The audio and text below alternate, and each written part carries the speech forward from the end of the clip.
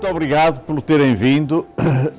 Obrigado a todos pela vossa disponibilidade em participar nestas comemorações. Elas são mais para aquilo que eu faço, não para a minha pessoa, porque a minha pessoa em si não tem nenhum currículo especial, é aquilo que eu faço.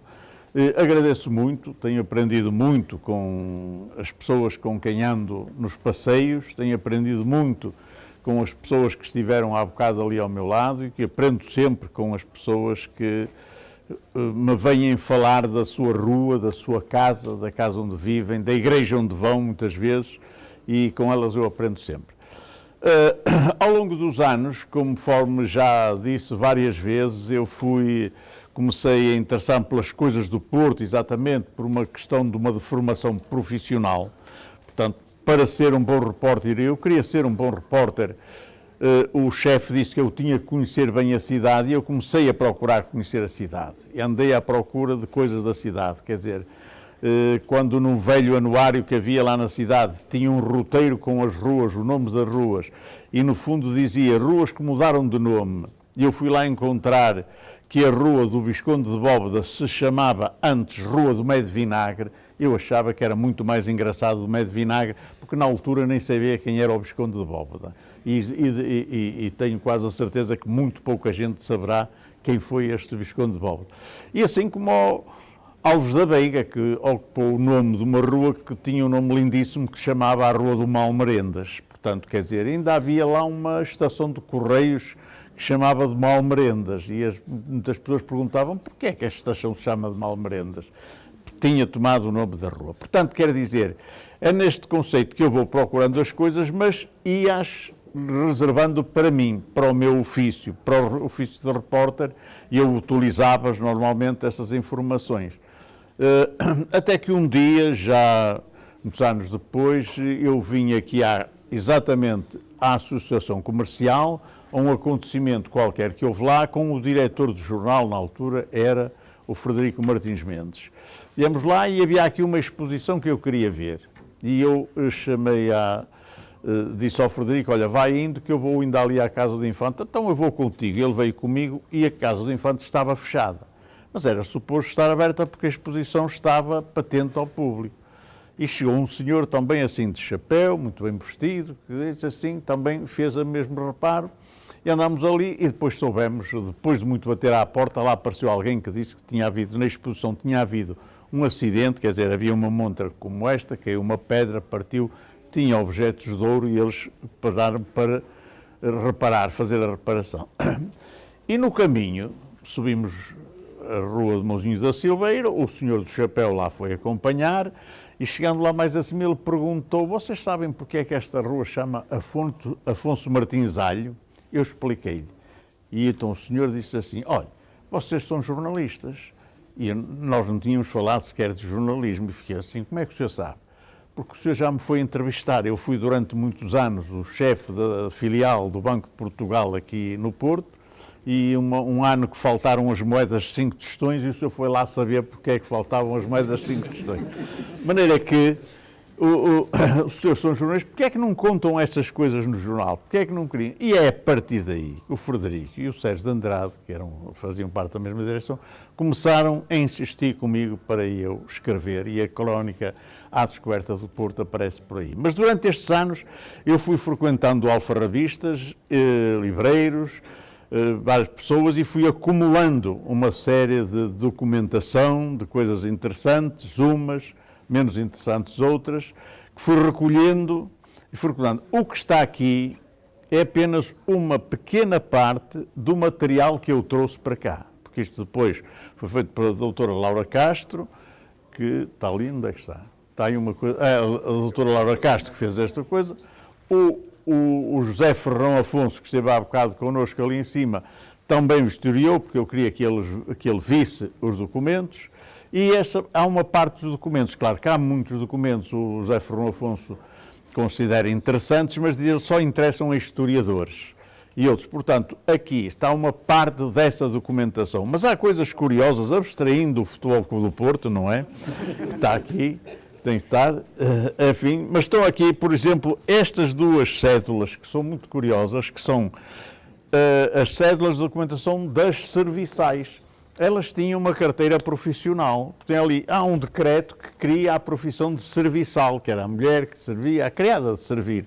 E, portanto, tinha aqui, e no fundo tinha uma anotação em que o patrão dizia se ela se tinha comportado bem ou não, porque ela ia para ela passar para outro.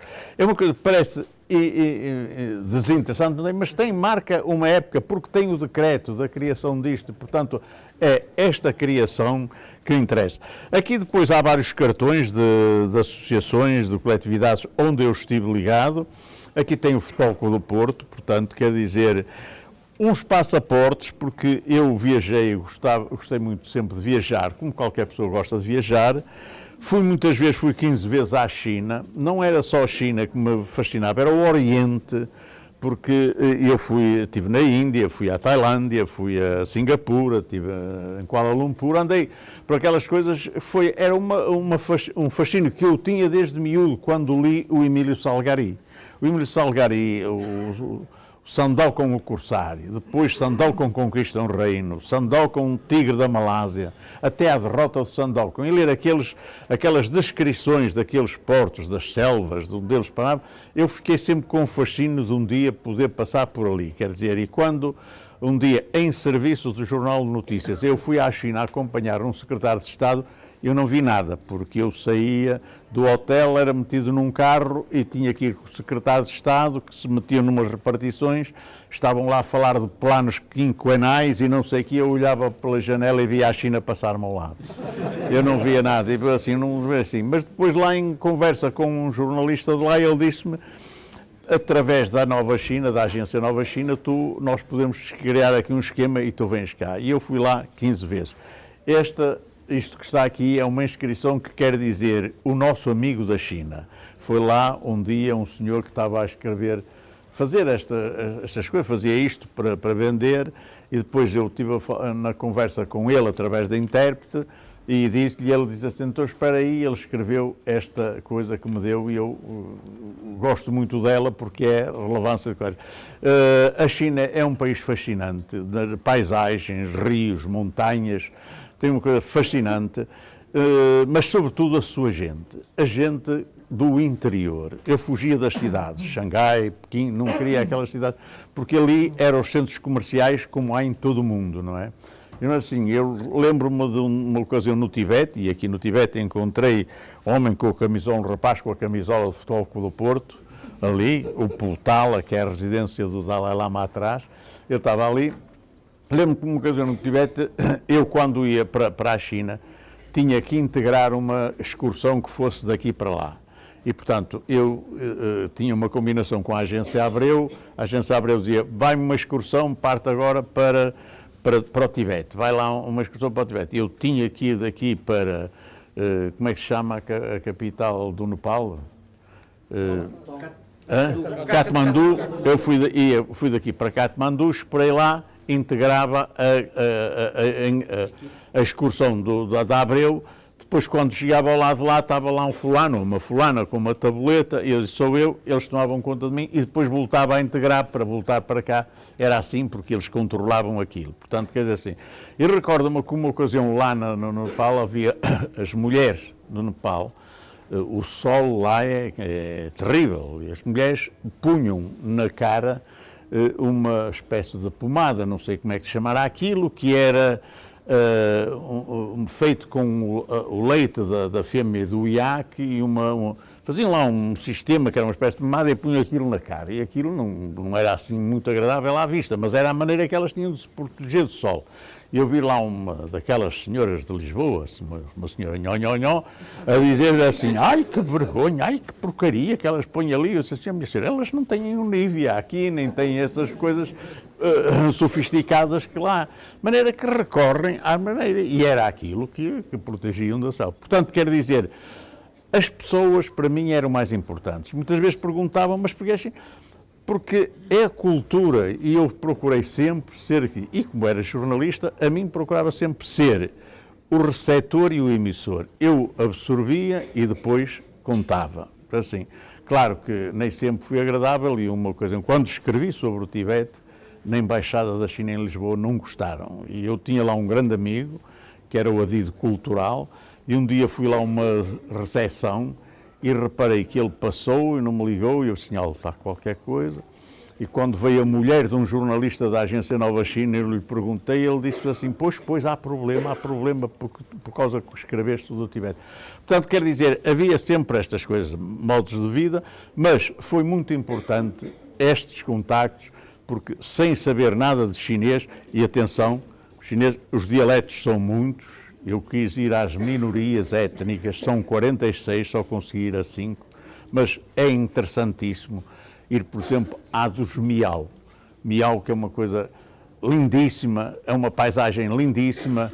Eles cultivam arroz nas montanhas, que é uma coisa que não me passava pela ideia, porque o arroz era pântanos, água. Eles chamavam-lhes os escultores da montanha, e eles faziam aquilo. Era uma coisa curiosa, e as raparigas traziam uma trança assim, aqui. E eu cismava e então perguntei-lhe, aquilo era o SMS. Quer dizer, elas tinham 3 pontinhos, era sinal de que já podiam ser abordadas por rapazes. 2, não. 1, nem pensar, não é? Portanto, quer dizer, aquilo era uma comunicação, eu já estou apta, falem comigo, que podemos encontrar. Tem aqui o que era a profissão de jornalista,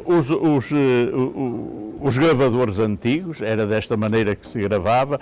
Estas patelinhas que estão ali, eram umas coisas que se juntavam naquele tal aqui, que nós ligávamos ao micro, punhamos no telefone e gravávamos a conversa. Isto não era legal, nós tínhamos que avisar que estávamos a gravar. É evidente que não dizíamos nada, porque senão a conversa virava. Portanto, fazíamos estas coisas, e depois aqui há uma série de coisas, há a carteira profissional, há um crachá, inicialmente nós tínhamos este crachá. Quando íamos acompanhar o Presidente da República, o Ministro ou assim, tínhamos que pôr o crachá na lapela para distinguir, para eles facilitar a andança, porque senão não, para não andarmos sempre com a carteira. Depois veio o cartão, mas estes gravadores eram inicialmente as coisas, e a minha primeira máquina fotográfica, esta rodinha aqui, era uma coisa que nos davam para nós estacionar o carro, poder estacionar, se andássemos em serviço, poder estacionar e fazer. E depois tem aqui umas coisas, olha, essa rapariga bonita que está aí era a Estrela de Novais. A Estrela de Novais, que vocês veem agora, uma mulher madura aí nas telenovelas, era assim uma jovem que andava tudo aí a romper meias solas atrás dela. Coisas da minha infância, por exemplo, a caderneta das vitórias dos jogadores de futebol, tem muitas coisas, e depois tem documentação que eu fui apanhando, apanhava tudo isto nos alfarrabistas e antigos espaços da Companhia Carris Ferro de Porto, que são muito bonitos, tem aqui coisas muito bonitas, o hino de Futebol Clube do Porto. Estes postais ilustrados, eu tenho uma coleção muito interessante de postais ilustrados, antigos, e alguns deles mostram-nos este, por exemplo, é o Hotel Bragança, que era na Rua de Entre Paredes, onde funcionou o Instituto Comercial, muita gente andou lá com certeza, era naquele edifício que tinha ao lado da Real Vinícola, não sei se se lembra. Portanto, era uma maneira de saber que ali que houve um hotel, como este que tem o Hotel do Remão, que era na Avenida Rodrigues de Freitas. Portanto, não há outra imagem que não seja a do postal. E tem aqui umas coisas pequenas, tem ali uma fotografia ainda do Bazar dos Três Vinténs, de uma senhora a sair de lá, e depois há uma coisa, uma cantiga alusiva ao Bazar dos Três Vinténs. E as coisas mais tristes, que tem ali as senhas do saneamento, do racionamento. Quando se ia para a fila, para a procura, tem ali as senhas do racionamento durante a Segunda Guerra Mundial. Este pergaminho é do século XV e este pergaminho tem uma curiosidade, aqui há uma curiosidade. Este pertenceu àquela coleção do João Martins Ferreira, uma coleção célebre que era dos Vilarinhos de São Romão, que vendeu.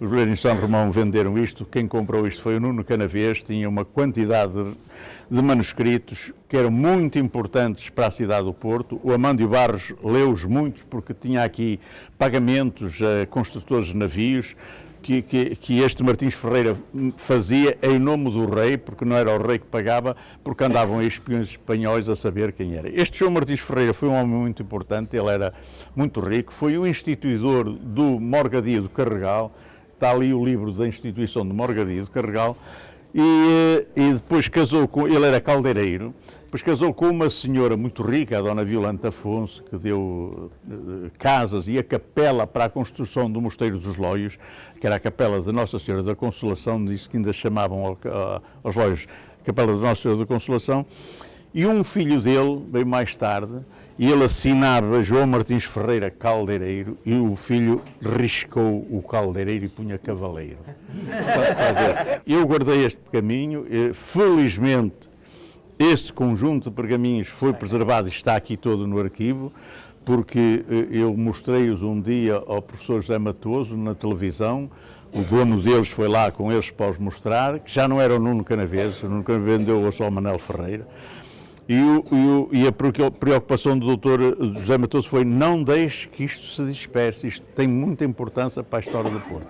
Houve outros que se dispersaram, havia um conjunto muito curioso sobre São Pedro de Rates, que foi vendido àquele padre Franklin de Famalicão, que escreve umas monografias. Bem, havia outro conjunto sobre Terras da Maia, que eu consegui com o senhor professor Vieira de Carvalho os comprasse para lá, que era um conjunto muito importante, e estes ficaram aqui, não houve assim uma grande dispersão. Este eu descobri, não fui eu que o descobri, foi o professor Martins Ferreira, que o descobriu numa gaveta de uma secretária do Nuno Canaveses, lá embaixo. Olha, ainda está aqui um, e eu disse ao Nuno, eu trouxe este. O Martins Ferreira é que descobre aquelas coisas, preciosidades, lá tem um faro, um feeling para aquelas coisas e vai descobrir aquilo tudo. De maneira que ele veio para aqui, portanto, quer dizer, faz parte desse conjunto que um dia vai ficar aqui também. Nesta estante estão coisas muito curiosas, mas os historiadores será, isto só interessa aos historiadores, porque eu tenho aqui não se pode ver tudo, isto são livros manuscritos, a maior parte deles, histórias, por exemplo, dos homens da Revolução de 1828, da Revolução Liberal, que saíram daqui, fizeram relatos, há aqui alguns relatos. Este livro que está aqui em cima é A Rua Escura de Coelho Lousada, só que o Coelho Lousada era do século XIX, escreveu sobre o século XV, tem a particularidade de ter uma dedicatória ao Alexandre Herculano, portanto ele foi oferecido ao Alexandre Herculano, depois veio para aqui. Tenho aqui a história que há bocado se falou, topográfica do Porto, a primeira edição, está aqui a primeira edição, que teve a particularidade de pertencer ao José Ribeiro Braga, o homem da Quinta do Mirante, tinha lá assinado por ele. Portanto, tem aqui uma série de documentos muito importantes. Este é toda a história da quinta, de uma quinta onde ficou construído o bairro Herculano. Havia a Quinta da Agra e havia a do Agrelo ou do Agreto, que é toda essa história. Depois tem o meu São João preferido e tem ali o Porto, que é uma estatueta, que era um paliteiro em prata, que foi feito pelas oficinas dos Rosas. Portanto, estes dois livros em azul são dois livros muito curiosos. É um diário de uma família que foi passar o verão à Foz em 1850. Portanto, este diário de uma família portuense. Eu encontrei isto no Chaminé da Mota.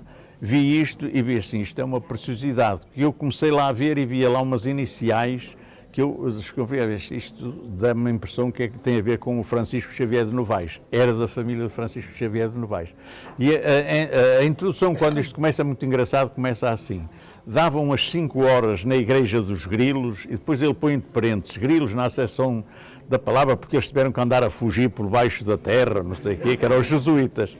Mas assim, quando embarcámos no Neptuno, no cais da Porta Nobre, portanto, o Neptuno era um barco que nos levou para a Cantareira para passar as férias. E depois tem coisas muito curiosas, como vieram jantar ontem a casa, uma família e tal. Fui comprar melões à feira na Praia do Ourigo. Os melões estão pela hora da morte, depois diz o preço que os melões custavam naquela época. Portanto, quer dizer, é um diário muito interessante. Quer dizer, felizmente o Chaminé da Mota, que me perdoou, não percebeu isto e eu comprei isto por tudo em meia. Mas é um livro muito interessante para aquela época, 1850, é a época áurea do romantismo, daquela coisa do romantismo. Portanto, e tem aqui uma série de coisas, o regimento da Alfândega do Porto, e este é exatamente a instituição do morgadio do Carregal, do tal João Martins Ferreira. Vê-se aqui as propriedades que ele tinha aí no Porto, que eram imensas, casas por todos os lados, assim. Portanto, tem muitos documentos manuscritos e estas coisas muito curiosas que eram estatutos de corporações, dos sapateiros, dos ensambladores, de várias artes que estão aqui. Tenho muitos estatutos destes e tenho uma imagem muito curiosa do São Pantaleão, que é raro encontrar. Esta é de caco. Eu tenho andado à procura de uma de madeira, mas sempre que entro nos antiquários e perguntam São Pantaleão, eles perguntam, santo quê? Ninguém sabe o que é o São Pantaleão, já não sabem. Aqui são coisas que me são muito agradáveis porque são dádivas de escolas, quando eu vou a escolas. Sou membro honorário da Confraria do Vinho do Porto, não é? Da Confraria do Vinho do Porto, quer dizer, não bebo, mas eles consideraram que mesmo assim me deviam aumentar. E das tascas. E estes diplomas, isto é o diploma da Casa, a medalha de mérito da Câmara do Porto, aqui é da Câmara de Penafiel, e Massarelos, que também foi a minha freguesia, por aqui. Há tempos vieram cá visitar isto umas pessoas, suponho que ligadas aos amigos do Porto, e há um senhor que disse que estava aqui uma coisa errada. Eu disse, está aqui lá, o senhor que está ali na recepção bem me dizia, eles disseram que está ali uma coisa errada. Eu disse, o que é que está errado? Ele mostrou-me que era isto. Isto é um passeio noturno. E alguém fez esta coisa, é uma brincadeira. E puseram ali na rua, puseram Rua Germano Silva, mas é uma brincadeira, não é? Tem que interpretar. Só que o senhor tomou aquilo a sério, que disse assim, não há nenhuma rua ainda com o nome dele. Pois não. Isto são os grupos excursionistas. Nos anos 40, 50, havia imensos grupos excursionistas. Era a maneira que as pessoas tinham. Na Ilha do Cruzinho havia um grupo excursionista, havia uma caixa de 20 amigos e havia a comissão das festas do São João. Portanto, e estas coisas funcionavam todas. Era a maneira que as pessoas tinham de conhecer as terras. Preparavam isto com muito cuidado, marcavam pensões. Os grupos excursionistas tinham nomes muito curiosos. Nós vamos e elas ficam. Os Alegres da Tirana. Tinha assim nomes muito curiosos, muito interessantes. E havia um grupo que dava para fazer muitas excursões, que era mais vale só que mal acompanhado. Eram eles. E assim, que grupo excursionista é este? Era de Gaia. E havia lá um colega, um velho repórter de Gaia, que disse, Ruas, que grupo é este? E tal, assim, todas as semanas faz excursões e não sei o quê. Então ele veio saber, era um só. Mas ele tinha, mais vale só que mal acompanhado, mas ele tinha papel timbrado e tudo. Era um antigo ferroviário, como tinha descontos nos comboios, e ele andava a viajar. Portanto, tem aqui coisas muito interessantes, tem aqui estas coisas, eu e o Pina. Isto é feito pelo Da Rocha, o pintor, que morreu recentemente. Isto tem a ver com o Zé Carlos Vasconcelos também. Isto eram coisas que o Pina mandava pelo Natal, e depois fazia aqui uma dedicatória. Sempre pelo Natal ele fazia um livrinho, umas coisas. Aliás, está aqui Senta-se a Dobra, porque isto vinha pelo correio, ele fazia isto em casa com muita paciência e fazia isto. Portanto, aqui tem umas coisas que foi de artistas que eu conheci e que se ligaram a mim, o Zé Rodrigues, o Papiniano Carlos, ali está o Rubem de Saleitão, que eu fui, e obras do Rezende. Eu fui muito amigo do Júlio Rezende, aliás estou aqui com ele. Isto são cartas do Júlio Rezende. Tem aqui coisas do Hermano Saraiva, fui muito amigo do José Hermano Saraiva, e o Zé Carlos Vasconcelos, e cartas de Irene Vilar. São coisas dispersas, que o Nadir Afonso. Tem a ver com a minha atividade jornalística também. Isto tem a ver com atividades jornalísticas. Por exemplo, em 63, quando o jornal fez 75 anos, a redação era isto. Alguns são correspondentes, eram do Fora do Porto, mas a redação são 16, 15 ou 16. Quer dizer, hoje são 100 e tal. De maneira que as coisas evoluíram, aumentaram. Mas nós éramos poucos. Pois eram coisas que a gente fazia, desde crónicas, não é?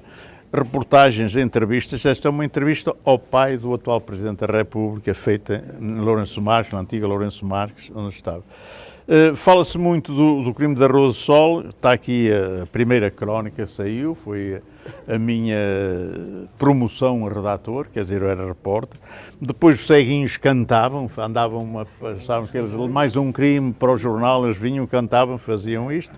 E, portanto, quero dizer, isto tem a ver com reportagens, com entrevistas, é a atividade jornalística que se dispersava desde a simples notícia. Não estão aqui as notícias mais importantes, que eu tive notícias que às vezes tinham assim meio de linhas, e essas foram muito mais importantes, foram difíceis de conseguir e de elaborar. Portanto, estão aqui. Esta é uma notícia muito curiosa. Isto tem a ver com o pai do Artur Santos Silva, porque este é o Justino Santos, que era padre, e depois um dia deixou de ser padre, quis sair de padre porque tinha arranjado uma namorada e queria casar com a senhora, e a senhora estava de acordo, mas na altura o bispo era Dom Florentino de Andrade Silva, não queriam, e há ali um conluio entre a igreja e a polícia, e o Justino Santos um dia veio, ele estava na igreja de Nossa Senhora da Conceição. É um homem muito inteligente. Ele é autarca, foi presidente da Junta de Massarelos, é um homem muito inteligente, é um homem muito expressivo, é um homem que tem uma cultura muito vasta e é muito atrativo, quer dizer, ele tem a facilidade de captar as pessoas, de conseguir captar as pessoas, de maneira que ele na igreja tinha essa facilidade. E o bispo, há uma primeira ideia que ele quer, e o bispo manda-o para não sei o que, ali para Arouca, para a última freguesia que havia da diocese em Arouca e tal, mas a senhora ia de carro lá ter com ele, conversar com ele. E ele depois um dia veio, deixou mesmo, e estava numa família dele ali na Avenida da França, e quando vinha a sair foi raptado por uns polícias, eram uns polícias que o levaram, meteram naquela casa de saúde, cá em Barcelos, ali para Barcelos, meteram lá. Pronto, e a família vai ter com o Artur Santos Silva, pai, e diz-lhe, quer que ele começa a falar, põe-se em ação, e eles põem logo o homem na rua, e ele vem lá à casa. Estamos em casa do Artur Santos Silva, na Rua da Constituição, e é o Artur Santos Silva que me telefona a dizer: quer uma história, venha cá. Assim, dá boneco, o boneco era a fotografia, dá, traz. E então lá estivemos a conversar, e o Artur Santos Silva disse: eu não quero ficar, está ali só a mão e as calças. Assim, portanto, é esta a história depois, porque ele depois acabou por casar com a senhora e deixar de ser padre, e acabou por casar com a senhora. Portanto, e depois estas coisas estão todas a ver com esta. Mas as notícias saíam assim, mas não... Localiza-se em que data? 65. 65.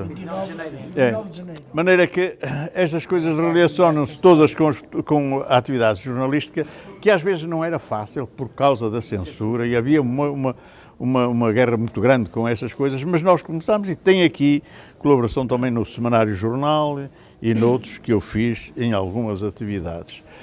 Isto volta a ser a atividade jornalística, cartões de órgãos da comunicação social em que eu colaborei, está ali o Expresso, eu fui um dos primeiros correspondentes do Expresso no Porto, trabalhei no mundo desportivo, quando havia o mundo desportivo, tive em várias coisas. Isto é um prémio Gazeta, o prémio Gazeta é do Clube de Jornalistas de Lisboa, é assim o mais importante e que eu ganhei. Isto tem a ver com a redação do jornal, com reuniões. A última redação que eu frequentei foi esta. Isto é a entrega de prémios, a minha máquina de escrever, o meu telemóvel da altura, o SMS, não é? Estas coisinhas não havia.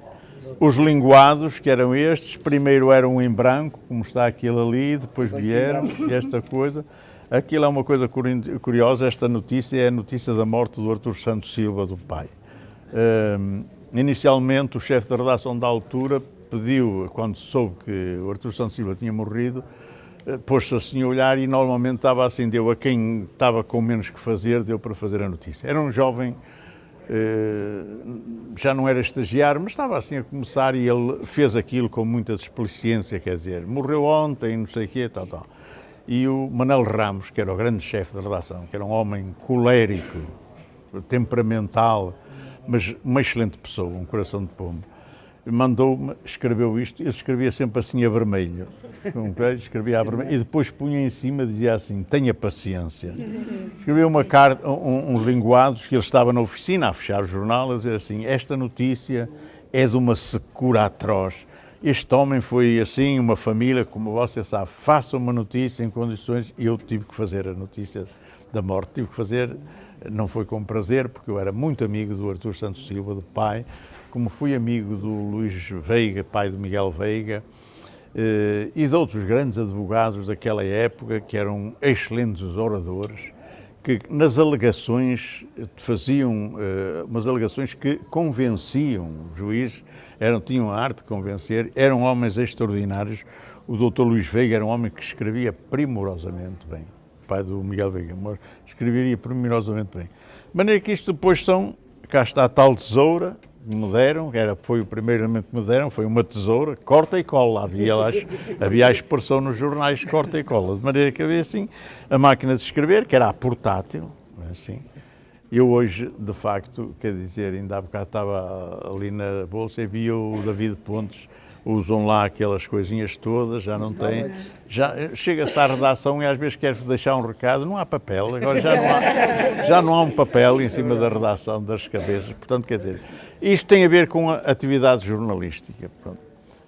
Foi assim uma visita rápida.